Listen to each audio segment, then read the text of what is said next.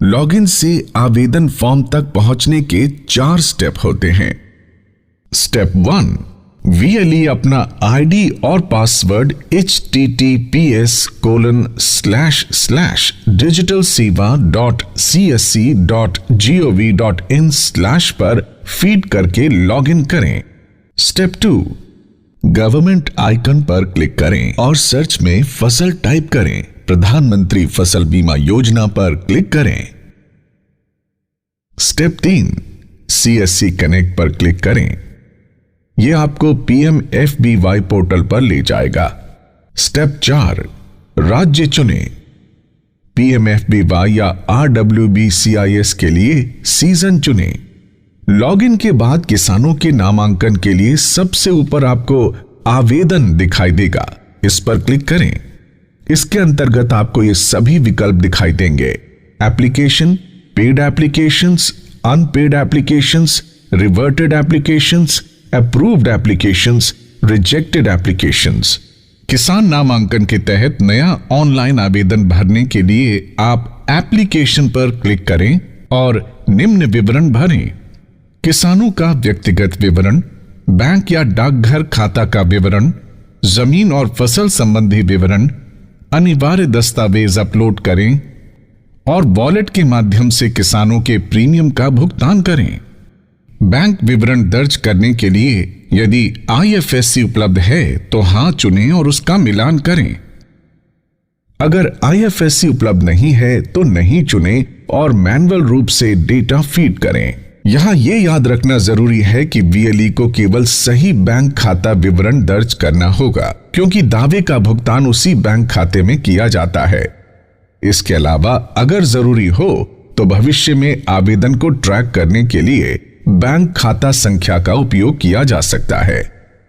अब इसके अलावा किसानों के व्यक्तिगत विवरण के तहत पासबुक और अपडेटेड आधार के अनुसार किसान का नाम दर्ज करें, सही आधार नंबर दर्ज करें, अन्य विवरण दर्ज करें, किसान का सही मोबाइल नंबर दर्ज करें, किसान का आवासीय पता दर्ज करें। इन योजनाओं के तहत नॉमिनी के विवरण भरने के लिए इसे हाल ही में संशोधित किया गया है। अगर नॉमिनी के लिए किसान द्वारा कोई नाम दिया जाता है तो उसका पूरा नाम, आयु, संबंध और पता जैसे मूल विवरण को अपडेट करके सहेजें और जारी रखे पर क्लिक करें।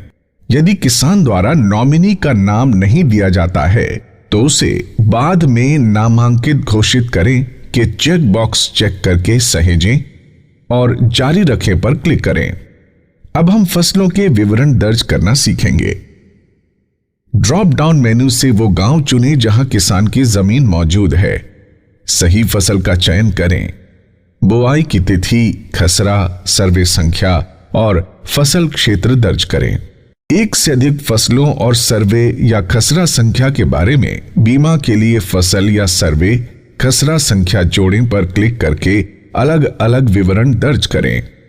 इस पोर्टल पर हाल ही में कई सुविधाओं और सेवाओं को जोड़ा गया है, जैसे पिछले सीजन के भूमि विवरण प्राप्त करने के लिए नई सुविधा जोड़ी गई है। आप अपने संबंधित राज्य के प्रशासनिक पदों के क्रम का चयन करें, जैसे राज्य, तहसील, पटवार, हल्का और गांव। जब फसल का चयन करेंगे तो आपको पिछले मौसम में किसान की भूमि प्रोफाइल दिखाई देगी। अब आप फिल पर क्लिक करें। यहां तक NCIP पोर्टल पर एकीकृत और गैर एकीकृत राज्यों की भूमि रिकॉर्ड दर्ज करने की प्रक्रिया समान है।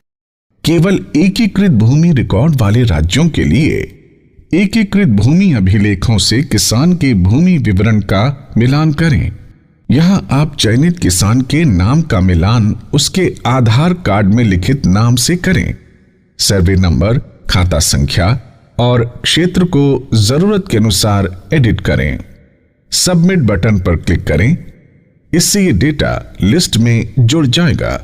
जिन राज्यों के भूमि रिकॉर्ड NCIP पोर्टल के साथ एकीकृत नहीं हैं, वहां सर्वे नंबर, खाता संख्या और क्षेत्र को जरूरत के अनुसार एडिट करें और अधिक फसलों को जोड़ें या सर्वे नंबर पर क्लिक करें। अब हम किसान के उन अनिवार्य दस्तावेजों के बारे में जानेंगे जिन्हें अपलोड किया जाना है। बैंक पासबुक का पहला पेज और भूमि अभिलेखों की कॉपी अपलोड करें।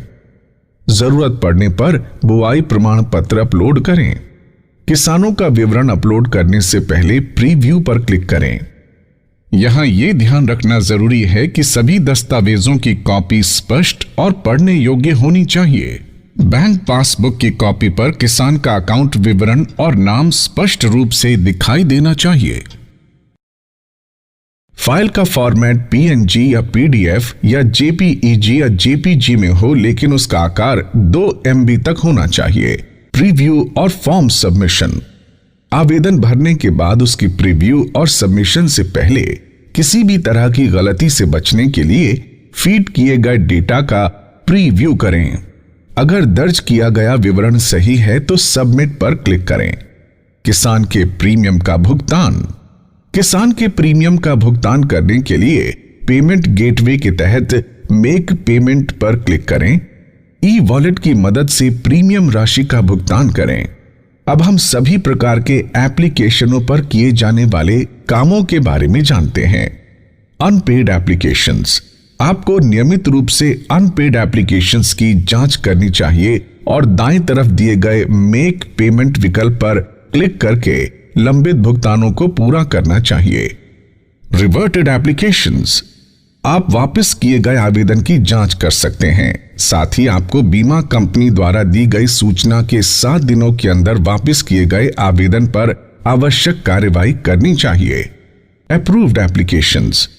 आप उन आवेदनों की जांच कर सकते हैं जिन्हें बीमा कंपनी द्वारा स्वीकार कर लिया गया है। Rejected applications. अस्वीकृत आवेदनों को VLE इस पोर्टल पर देख सकते हैं। इसके अलावा इस पोर्टल पर आप किसानों के प्रीमियम की कैलकुलेशन भी कर सकते हैं। यहां किसान और सरकार द्वारा वहन की जाने वाली प्रीमियम राशि प्रदर्शित होती है। साथ ही एप्लीकेशन ट्रैकिंग के तहत आप आवेदन की स्थिति भी देख सकते हैं। तो ये थी PMFBY पोर्टल पर किसानों के रियल टाइम नामांकन के बारे में जानकारी। आप CSC VLE बंधु भगिनी अधिक से अधिक संख्या में किसानों का नामांकन इन योजनाओं के लिए करें और किसानों को आत्मनिर्भर बनाएं। धन्यवाद।